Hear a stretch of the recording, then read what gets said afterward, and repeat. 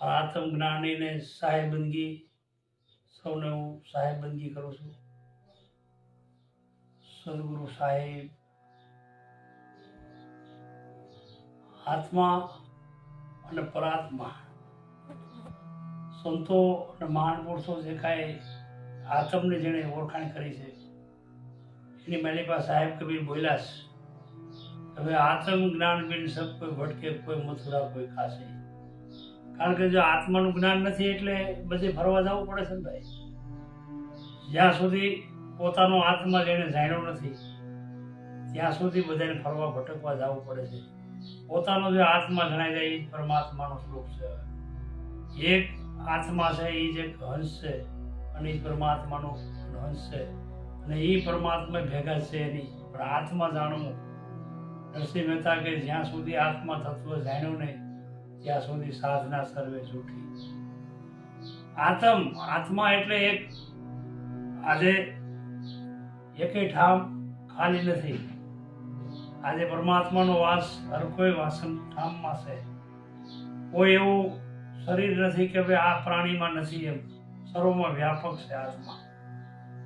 પણ આત્મા નહીં જ્યાં સુધી આપણે જે ઇન્દ્રિયોની જે કાંઈ મનરૂપી છે એને લઈ અને આ જીવ જ્યારે સ્વરાશીમાં જાય છે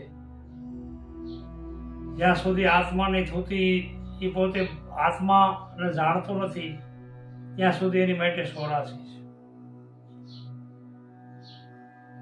એમાં 5 કર્મેન્દ્રિય, 5 જ્ઞાનેન્દ્રિય અને 11મું મન અને 4 અંતકરણ, મન ચિત્ત અહંકાર, આ 4 અંતકરણ લઈ અને 84 યોનિમાં જીવ ફરે છે. એની માટે સંતો એને ચેતવવાની વાત કરે છે કે ભાઈ તું ચેતી આજી આ તારે એવું નહીં ભટકવું ન પડે, પણ તું તારા આત્માનો અનુભવ કરી લે. આજે ભાષા છે તારી જીવ ભાષા છે ને, જ્યાં સુધી મન રૂપી છે એ જ્યાં સુધી છૂટાય ને ત્યાં સુધી તને આત્માની થતી જણાય નહીં. પોતે તારામાં પરમેશ્વર વસેલો છે. આત્મા પોતાને જાણવાનો છે. જ્યાં સુધી પોતે પોતાને જાણે નહીં ત્યાં સુધી નકામો છે. એની મારી બહાર કોઈ સંતોના અનુભવ છે. ગંગા સતી પાનબાઈ ખેંચે જાણવા જેવી વસ્તુ છતાંય અજડ છે. પાનબાઈ આ અધૂરિયાને નહીં સમજાય કે કેમ આ જાણવા જેવી વસ્તુ છે. અજાણ છે એ જ આપણો આત્મા આપણે જાણ્યો નથી, એ અજાણ છે. એથી અજાણ કાંઈ બીજું છે નહીં. પણ અનુભવ માટે સંતો મહાનપુરુષોને સિદ્ધાંત બતાવ્યો છે. જ્યારે હિમ સાહેબે જીવન બાપાને જ્યારે સમજાવ્યા ત્યારે 5 તત્વ પછી પ્રકૃતિનો જે વિંટોળાની જે વાત કરી હિમ સાહેબે કે જીવન આ સંદેશો છે ને સતલોકનો છે, આ કોઈ મારું નથી બનાવેલો. આ સત્ય છે ને સતલોકનો છે, પણ આને તારે લગ્નથી લેવું છો.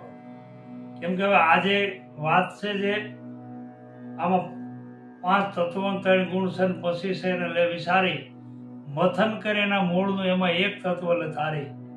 જીવન આ ગંગા જમના સરસ્વતી આ તો છે ત્રિવેણીને ઘાટે, પણ જ્યાં સુધી સૂક્ષ્મમાં સુરતા ન રાખે ને એમ જેમ સુરતા રાખી દે સૂક્ષ્મમાં અને વર્ગી રહેવું એની વાટે. જ્યાં સુધી સૂક્ષ્મ ખુલે નહીં ત્યાં સુધી આપણા આત્માની ઓળખાણ થતી નથી. સૂક્ષ્મ છે એ એક નાડી છે અને એ નાડી છે નો એ જે નાભીથી સૂન સુધીની આવેલી સૂક્ષ્મ છે. બ્રહ્મનાડીની ભેગી જોટિંગ છે સૂક્ષ્મ નાડી. એ જ્યાં સુધી ખુલે નહીં ત્યાં સુધી આપણે એ સદગુરુનું દ્વાર એ આપણે જાણ થતી નથી. સદગુરુ એક અલોપી છે, સદગુરુ એક આત્મારૂપી છે. હવે એની માટે સંતો મહાનપુરુષો મથી રહ્યા છે કે ભાઈ આની માટે ભીમ સાહેબે જીવન બાપાને સમજાવ્યા કે જીવન જો આની માટે જાણવું હોય ને તો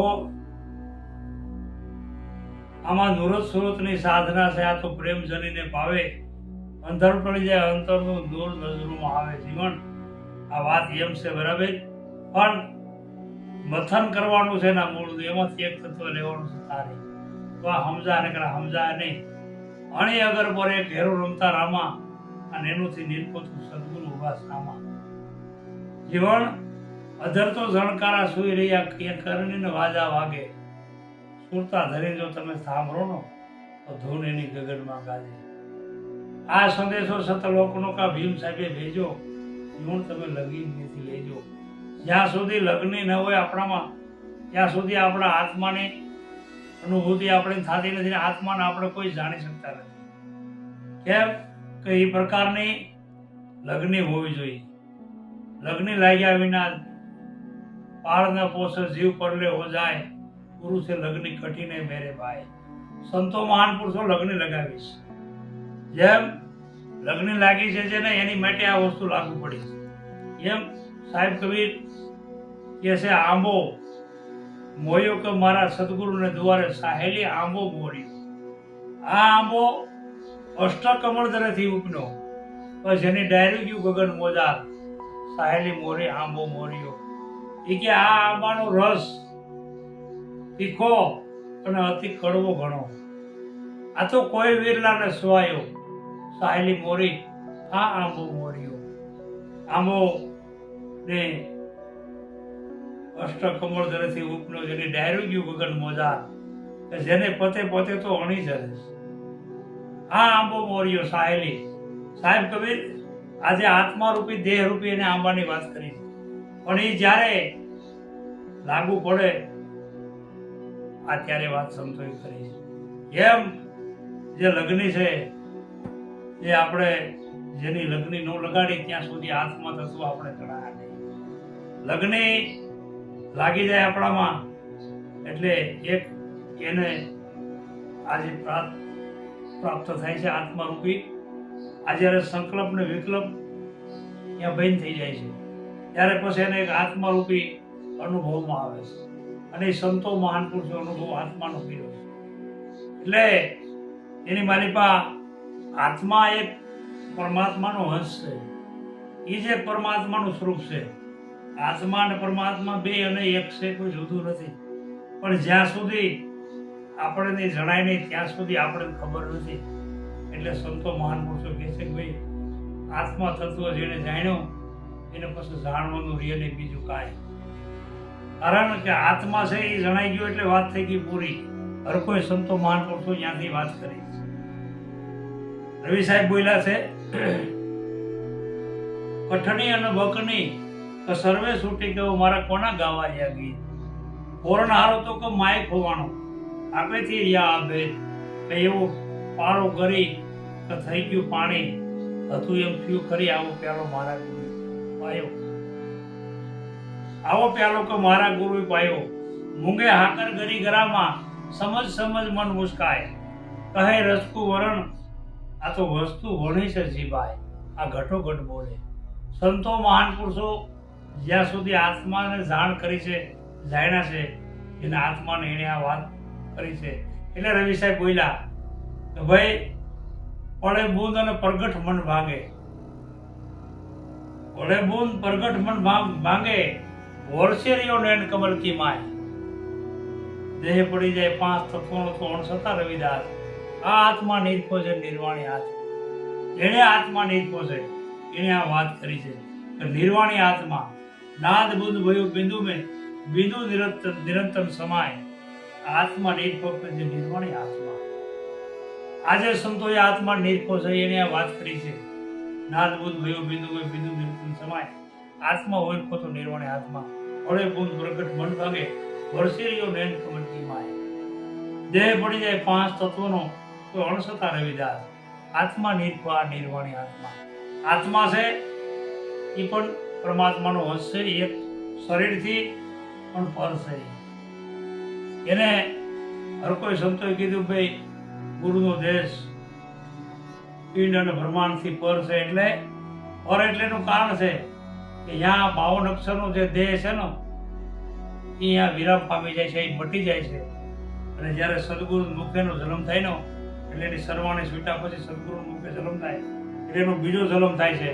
એટલે સંતો મહાન પુરુષે આને 52 ની બહાર વાત કરી છે આમાં જ. કારણ કે જો આમાં ન હોય ને તો આ શરીર હાલે નહીં. આ કૃપા એની છે શરીર હાલી રહ્યું ને એ પોતે પરમાત્માનું સ્વરૂપ છે, આત્મા છે, અને એના થકી આ દેહ આપણો હાલી રહી છે. હર કોઈ સંતો મહાન પુરુષો આત્મા વિશે વાત કરી છે, અને કોઈ એમ કે આમાં આત્માય નથી, પરમાત્માય નથી, એવું નથી, છે પણ તમે નક્કી નથી કર્યું. કેમ કે તમને ખ્યાલમાં એવું નથી. એટલે આત્મા છે ઈ છે, એમાં ખોડીદાસ બાપુ પણ સહી કરે છે. દુનિયાના છેડે જાઓ, કોઈ આત્મા વિનાનું ઠામ એકે ખાલી નથી.